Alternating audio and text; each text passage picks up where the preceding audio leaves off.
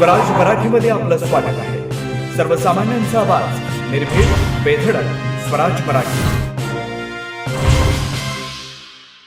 सांगली महापालिकेतील एका महत्त्वपूर्ण बैठकीत घरपट्टी वाढीच्या संदर्भात पत्रकारांनी आयुक्त शुभम गुप्ता यांना प्रश्न विचारू लागले होते। त्यांना प्रश्नांच्या भडीमाराला तोंड देण्याऐवजी आयुक्तांनी पत्रकारांना धक्काबुक्की केली आणि मीडियाचा कॅमेरा हिसकावण्याचा प्रयत्न केला। ही घटना सोशल मीडियावरती व्हायरल झाल्यानंतर जनतेतून आयुक्तांच्या भूमिकेवर संतप्त प्रतिक्रिया येते।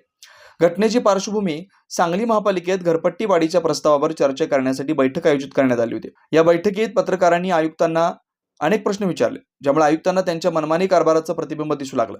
प्रश्नांच्या भडीमाराला सामोरं जाण्याऐवजी आयुक्तांनी पत्रकारांशी दुर्व्यवहार केला। जनतेची प्रतिक्रिया।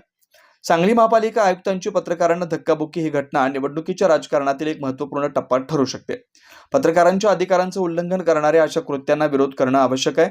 या प्रकरणातून सांगलीच्या नागरिकांना स्वतःच्या अधिकारांबद्दल जागरूक होण्याची संधी मिळाली आहे। वैकल्पिक शीर्षके: सांगली महापालिका आयुक्तांची पत्रकारांना धक्काबुक्की, एक गंभीर घटना, पत्रकारांशी दुर्व्यवहार, सांगली आयुक्तांवर संतप्त प्रतिक्रिया।